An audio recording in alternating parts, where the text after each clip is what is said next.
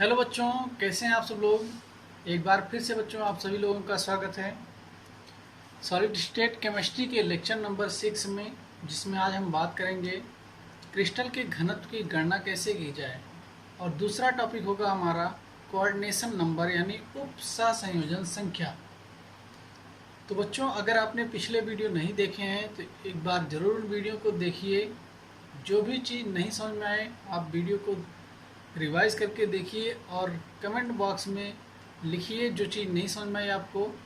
तो चलिए आज का टॉपिक शुरू करते हैं, क्रिस्टल के घनत्व की गणना।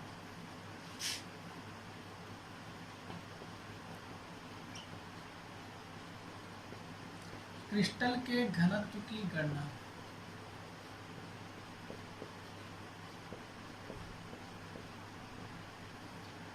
किसी भी क्रिस्टल के घनत्व की गणना बच्चों हम कैसे करें, आज इसके लिए हम फार्मूला डिराइव करेंगे और देखते हैं किसी भी क्रिस्टल के लिए घनत्व की गणना कैसे की जा सकती है। बच्चों मान लेते हैं,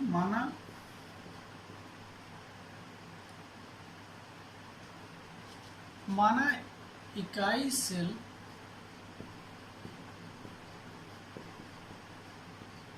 के कोर की लंबाई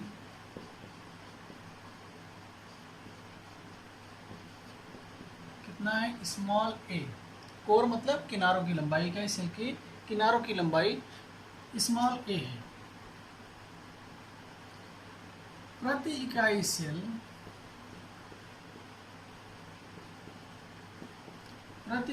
सेल परमाणुओं की संख्या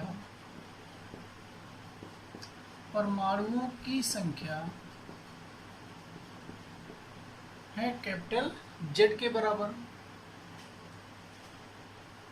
तत्व का परमाणु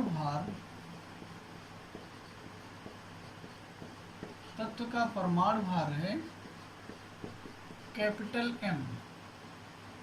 ये चीज मान लेते हैं इकाई सेल के कोर की लंबाई स्मॉल ए है, प्रति इकाई सेल परमाणु की संख्या जेड है और एक तत्व के परमाणु का भार कितना है, एम है।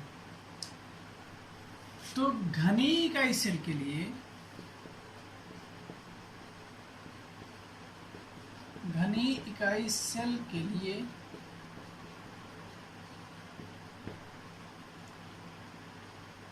इकाई सेल का द्रव्यमान नहीं, पहले आयतन ज्ञात करते। इकाई सेल का आयतन बराबर बच्चों होता है लंबाई गुणे चौड़ाई गुणे ऊंचाई। और यहाँ पर तीनों लेंथ हमारी कितनी है, a इंटू ए, क्योंकि लंबाई भी a, चौड़ाई भी a और ऊंचाई भी a है, क्योंकि हमारा सेल कौन सा है, घनी इकाई सेल है, जिसकी तीनों लेंथ समान होती हैं बराबर a क्यूब के। घनत्व क्या होगा बच्चों, इकाई सेल का घनत्व क्या होगा, घनत्व बराबर होता है द्रव्यमान बटे आयतन। तो यहाँ पर इकाई सेल का द्रव्यमान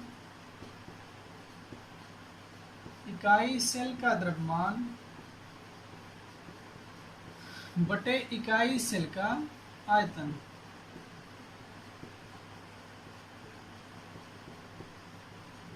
इकाई सेल का द्रव्यमान बटे इकाई सेल का आयतन। बच्चों इकाई सेल का आयतन हमको पता है जो कि a क्यूब है, तो इकाई सेल का द्रव्यमान निकाल लें। इकाई सेल का द्रव्यमान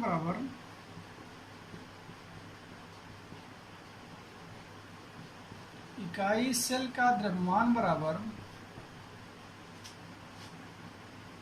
प्रति इकाई सेल कण की संख्या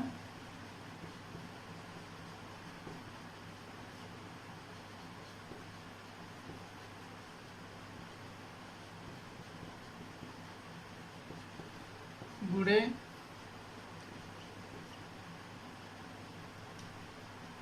तत्व के एक परमाणु का भार।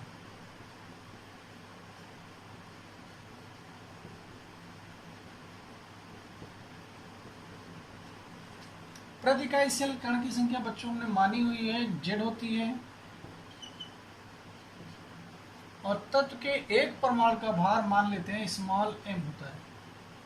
जहां m आप लिख लीजिएगा जहां m तत्व के एक परमाणु का भार है, तत्व के एक परमाणु का भार है। इस m की गणना हम कैसे कर सकते हैं बच्चों? m इक्वल टू होगा तत्व का परमाणु भार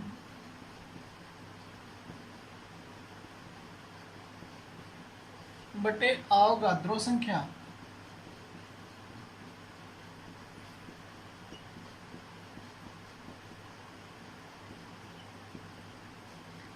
परमाणु भार बच्चों हमने मान के रखा है कैपिटल M अपॉन अवगाद्रो संख्या को हम Na से रिप्रेजेंट करते हैं। इस वैल्यू को उठा करके हम यहाँ पर इकाई सेल के द्रव्यमान के फॉर्मूले में रख दें तो इकाई सेल का द्रव्यमान क्या हो जाएगा? इकाई सेल का द्रव्यमान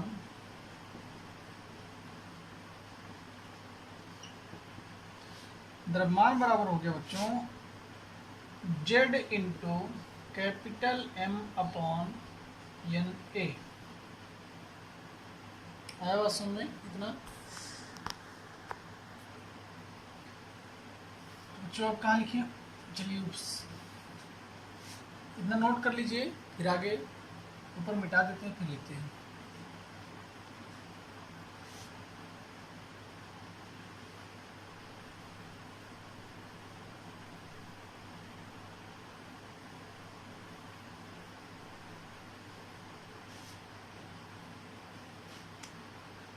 इसको बच्चों आप इक्वेशन 1 मान लो, इसको इक्वेशन 2 मान लो और इसको इक्वेशन 3 मान लो, इसको इक्वेशन 4 मान लो। ठीक, इक्वेशन 4 का मान और इक्वेशन 1 का मान आप इकाई सेल के घनत्व के सूत्र पे रख दो। तो इकाई सेल का घनत्व क्या हो जाएगा? इकाई सेल का घनत्व बराबर इकाई सेल का द्रव्यमान बटे इकाई सेल का आयतन। इकाई सेल का द्रव्यमान है हमारे पास Z into M upon Na upon इकाई सेल का आयतन कितना बच्चों? यहाँ पे A क्यूब के बराबर है। इकाई सेल का घनत्व हम बच्चों स्मॉल d से रिप्रेजेंट कर दें या कहीं पे रो से भी रिप्रेजेंट किया जाता है, तो दोनों सही हैं, डी भी और रो भी। तो ये फार्मूला हो गया हमारा Z into capital M upon A cube into Na। ये है किसी भी इकाई सेल के यानी किसी भी क्रिस्टल के लिए उसके घनत्व की गणना करने का फॉर्मूला। बच्चों समझ में आया हो आप लोगों को? चलो एक सवाल हल करते हैं इस फॉर्मूले पर। चलिए बच्चों सवाल मेरे साथ नोट करिए साथ में। एक फलक केंद्रित घनीय तत्व, एक फलक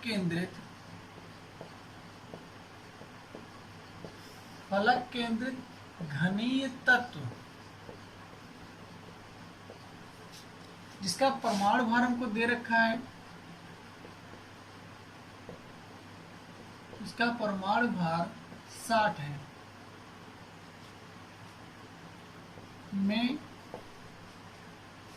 सेल के किनारों की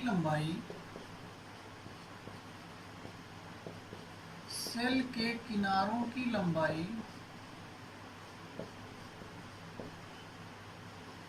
400 पिकोमीटर है।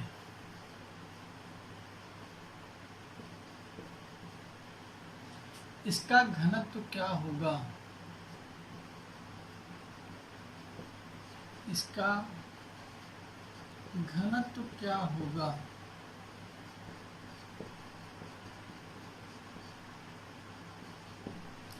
तो बच्चों जो चीज हमको दे रखा है पहले आप उसको नोट कर लो। क्या क्या दिया गया हमको m की वैल्यू दी गई है। m की वैल्यू कितना है हमारे पास? 60। हमको स्मॉल a की वैल्यू दी गई है 400 पिकोमीटर अगर इसको सेंटीमीटर में बदले तो ये हो जाएगा 400 गुणे 10 की घात -10 सेंटीमीटर। और आपको क्या दे रखा है, Na का मान, अवोगाद्रो संख्या का मान आपको पहले से पता है 6.022 गुणे 10 की घात 23। और आपको एक चीज पता है, फलक केंद्रित घनीय निकाय के लिए Z का मान, प्रति इकाई सेल कण की संख्या फलक केंद्रित घनीय निकाय के लिए कितना होगी, 4। तो फॉर्मूले में आप उठा के सारे वैल्यूज को रख दीजिए, आपका आंसर आ जाएगा। D equal to Z into M upon A cube into NA। बच्चों Z कितना है हमारे पास, 4 गुणे M का मान 60 बटे 400 पिकोमीटर को आप सेंटीमीटर में बदल लो तो हो गया हमारा 400 गुणे 10 की घात -10, क्योंकि फॉर्मूला A क्यूब है तो क्यूब लगा दो, इंटू Na का मान 6.022 इंटू 10 की पावर 23। यहाँ तक समझ आया आप लोगों को। फिर आगे हल करिए इसको, 4 इंटू 60 अपॉन, इसको लिख सकते हैं आप 400 इंटू 400 इंटू 400, यानी 4 इंटू 10 की पावर 6 लिख सकते हैं, क्योंकि घात क्यों हो रही है, 4 इंटू 10 की पावर 6, और इसको लिख सकते हैं 10 की पावर -30। तो आप अलग अलग वैल्यूज को लिख लो, 4 इंटू 10 की पावर -6 इंटू 10 की पावर माइनस नहीं होगा, यहाँ पे प्लस होगा, -30 इंटू 6.022 इंटू 10 की पावर 23। यहाँ तक क्लियर हो। 10 की पावर +6, 10 की पावर +23, दोनों जुड़ के गुणे में घातें जुड़ जाती हैं, 10 की पावर 29 और ये 10 की पावर -30, तो बचा 10 की पावर -1। ये हो गया 4 इंटू 60, यहाँ पर बच्चों 64 होगा, क्योंकि 4 इंटू 4 इंटू 4, 64 इंटू 6.022 इंटू 10 की पावर -1। ये बच गया हमारे पास 4 16 जा 64। यहाँ से वैल्यू उठा करके यहाँ रखते हैं बच्चों, D इक्वल टू क्या होगा हमारे पास,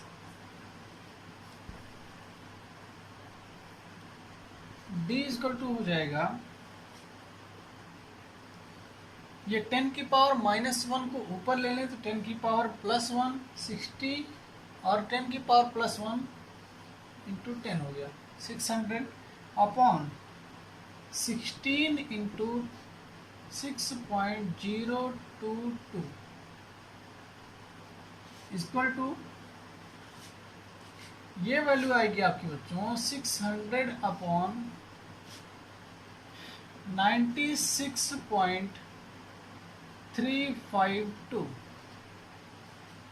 जिसको हल करने पर D का मान आएगा बच्चों 6.23 ग्राम प्रति सेंटीमीटर। ये हमारा आंसर होगा, और ये फलक केंद्रित उस घनीय तत्व के लिए, उसके क्रिस्टल के लिए घनत्व होगा 6.23 ग्राम प्रति सेंटीमीटर। तो बच्चों इस तरह से आप किसी भी क्रिस्टल के घनत्व की गणना कर सकते हो इस फार्मूले की सहायता से, और आप इसी फार्मूले की सहायता से तत्व के अणुभार की भी गणना कर सकते हैं। आप वैल्यू को m के रिस्पेक्ट में ट्रांसफर कर लीजिए और अणुभार की भी गणना आप इससे कर सकते हैं। तो आइए बच्चों आज का दूसरा टॉपिक शुरू करते हैं, समन्वय संख्या यानी कोऑर्डिनेशन नंबर। समन्वय संख्या इसको हम कोऑर्डिनेशन नंबर बोलते हैं।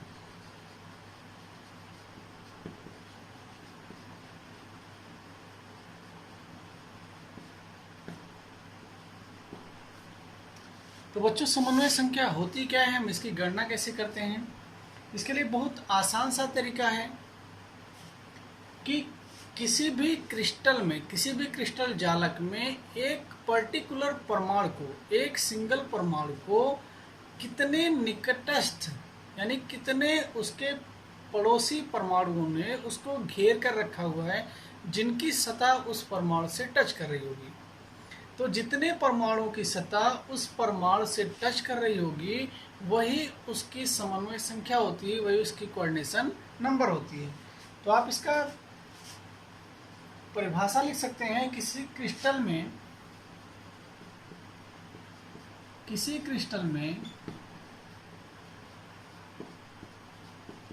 एक कण विशेष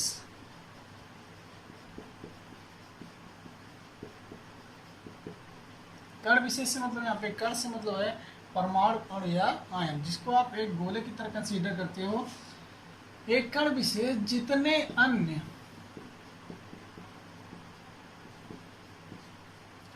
कणों से घिरा होता है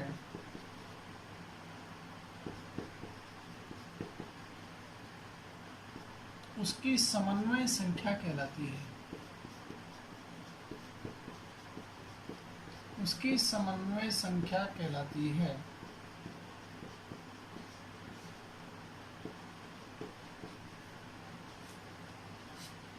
किसी भी परमाणु के लिए आप क्रिस्टल जालक में अगर आप एजम्पशन करते हो तो जितने वो निकटतम प्रतिवेशी परमाणुओं से घिरा होता है वही संख्या उस तत्व के लिए उसकी समन्वय संख्या कहलाती है।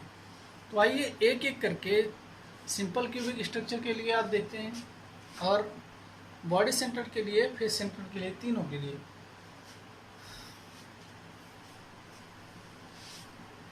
सबसे पहले कोऑर्डिनेशन नंबर बात करेंगे सरल घनीय निकाय के लिए।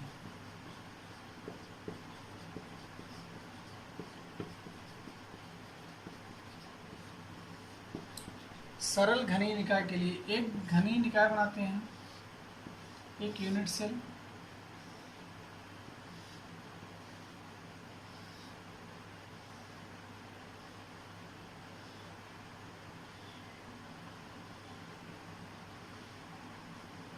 ठीक बच्चों, अब यहाँ पर क्या होगा, आपको पता है कि सभी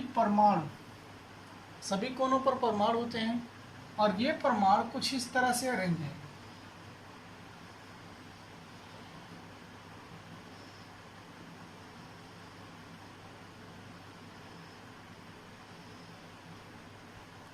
कुछ इस तरह से ऊपरी सतह है ये वाली, और अगर इसी के ऊपर ठीक एक लेयर और इसी टाइप की लगा दें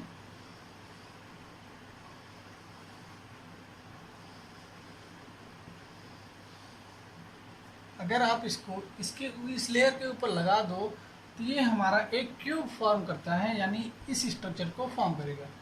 तो आप देखिए ये परमाणु, यहाँ पर उपस्थित परमाणु इस परमाणु की सतह को टच कर रहा है, ये परमाणु नीचे के भी परमाणु की सतह को टच कर रहा होगा और इस परमाणु की सतह को भी टच कर रहा होगा। यानी कुल कितने हो गए, 1, 2 और 3। बच्चों, क्रिस्टल जालक में इसके बगल भी एक यूनिट सेल होगी। तो एक परमाणु यहां भी होगा। अगर आप इसको आगे बढ़ाओगे तो यहाँ पर भी एक परमाणु होगा जिसकी सरफेस को यहाँ का परमाणु टच कर रहा होगा, परमाणु की सरफेस। टोटल कितने हो गए, 5। और एक यूनिट सेल ऊपर भी होगी जो यहाँ का परमाणु इसकी सरफेस को टच कर रहा होगा। यानी कहने का मतलब इस एक परमाणु को इस यूनिट सेल का ये परमाणु और ये परमाणु टच कर रहा है, और इस बाएं साइड वाले यूनिट सेल का एक परमाणु इसको टच कर रहा है, और इसके पीछे वाले यूनिट सेल का एक परमाणु इसकी सरफेस को टच कर रहा है, और एक परमाणु ऊपर की यूनिट सेल का परमाणु इसकी सरफेस को टच कर रहा है। इसका मतलब कुल मिलाकर इसको 6 परमाणु, इस एक सिंगल परमाणु को 6 परमाणु की सरफेस टच कर रही हैं, इसलिए इसका कोऑर्डिनेशन नंबर कितना हो जाएगा 6। इसकी समन्वय संख्या कितनी हो जाएगी 6, क्योंकि एक परमाणु को लगभग 6 परमाणु की सतह टच कर रही होंगी। इस यूनिट सेल में क्या होगा बच्चों कि सभी परमाणुओं की जो सरफेस है वो एक दूसरे को टच कर रही होंगी, यानी ये परमाणु की सतह इससे टच कर रही होगी, ये परमाणु इससे टच कर रहा होगा, ये परमाणु आपस में सटे हुए होंगे, आपस में एक साथ बंधे हुए होंगे। तो सरल घनीय निकाय के लिए कोऑर्डिनेशन नंबर होगा 6, क्योंकि ये 6 परमाणु से घिरा होता है। दूसरा आप देखो बीसीसी के लिए,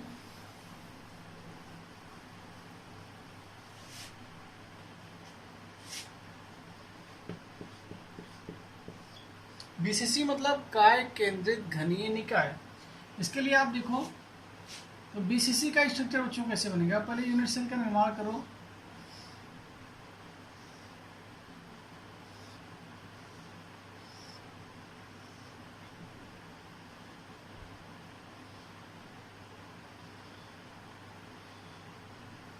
और बीचों बीच एक परमाणु यहाँ पर रखा होगा।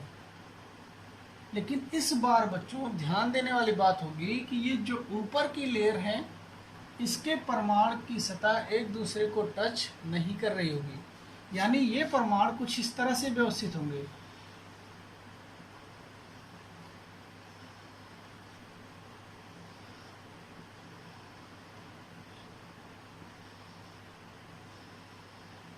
इस ऊपर की लेयर का कोई भी परमाणु एक दूसरे की सरफेस को टच नहीं कर रहा होगा। इसके बाद ये काय के केंद्र का परमाणु इनके बीच में जो गैप स्थान दिख रहा है इनके बीच में ये रखा है। फिर इसके ऊपर ठीक इसी टाइप की लेयर जो आपकी पहले थी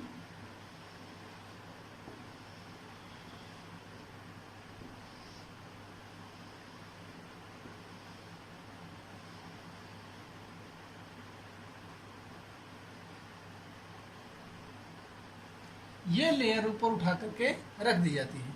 तो ये आप देखो सबसे आसान है समझने के लिए कि इस बीच वाले गोले को अगर लेकर के इसको इमेजिन करें, इस गोले को लेकर कल्पना करें, तो आप देखोगे कि इस गोले को ऊपर की 4 बॉल टच कर रही हैं, 4, और नीचे की भी 4 बॉल टच कर रही हैं यहाँ की। इसका मतलब इस सिंगल बॉल को कुल 8 बॉलें टच कर रही हैं। कितनी? 8 बॉलें। यानी इस बीसीसी के लिए काय केंद्रित घनीय निकाय के लिए कोऑर्डिनेशन नंबर यानी समन्वय संख्या कितनी आएगी 8, क्योंकि इसको 8 बॉलें, इस बीच के परमाणु को 8 बॉलें टच कर रही हैं।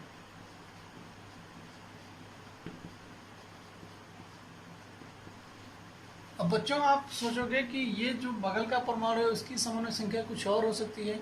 ऐसा नहीं है, जो भी परमाणु एक यूनिट सेल में है उन सभी परमाणुओं की कोऑर्डिनेशन नंबर एक जैसी होगी, एक समान होगी।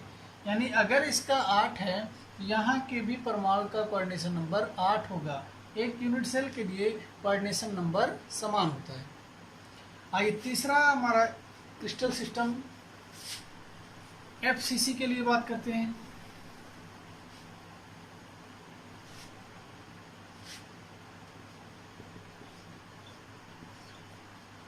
समन्वय संख्या बच्चों समझने के लिए आपका इमेजिनेशन पावर, आपकी कल्पना कहाँ तक जा सकती है, आपका लेवल कहाँ तक जा सकता है, वो चीज़ मायने रखती है कि आप कितनी जल्दी एज्यूम कर लेते हो, कितनी जल्दी कल्पना कर लेते हो। तो जितनी जल्दी कल्पना करोगे उतनी जल्दी आपको आंसर मिल जाएगा। तो एफसीसी में बच्चों क्या होगा, एक यूनिट सेल बनाई पहले एफसीसी की,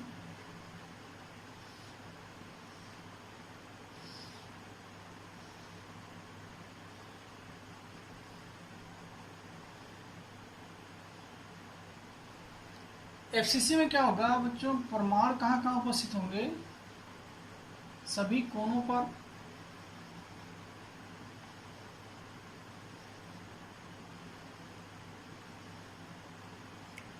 और फलक के केंद्रों पर।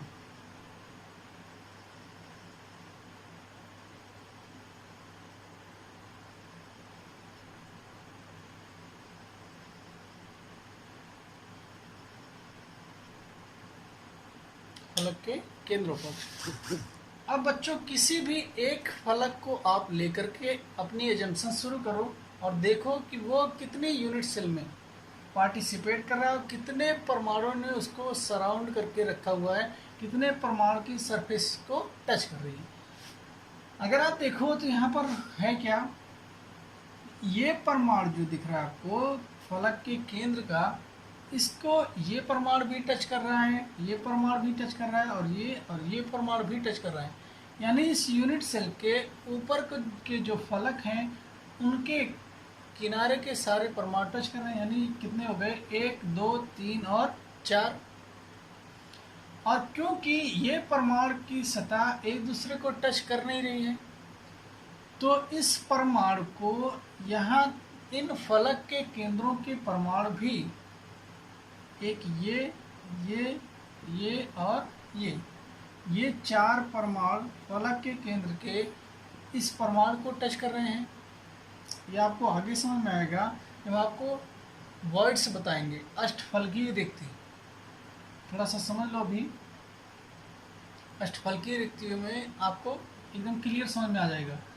तो फलक के जो साइड के फलक हैं उन सभी फलक के केंद्र के परमाणु ऊपर के परमाणु की सरफेस को टच कर रहे होंगे।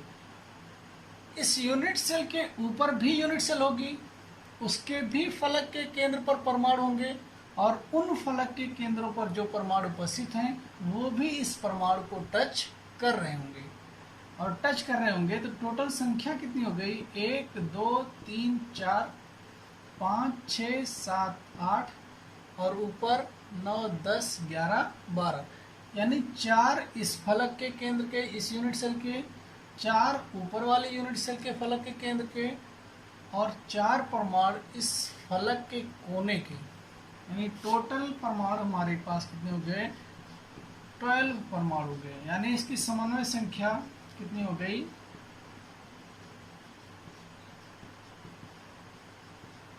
इसकी समन्वय संख्या आ गई 12। एफसीसी के लिए समन्वय संख्या 12। तीनों चीजें आपने देखी। सरल घनीय निकाय के लिए यानी सिंपल क्यूबिक सिस्टम के लिए हमारे पास कितना आया था, कोऑर्डिनेशन नंबर 6। बीसीसी के लिए कोऑर्डिनेशन नंबर आया 8। एफसीसी के लिए कोऑर्डिनेशन नंबर आया कितना, 12। एससी मतलब simple cubic system, simple cubic system, और बीसीसी का मतलब body centred cubic system, FCC का मतलब फेस सेंटर्ड क्यूबिक सिस्टम। सरल घनीय निकाय, काय केंद्रित घनीय निकाय और फलक केंद्रित घनीय निकाय।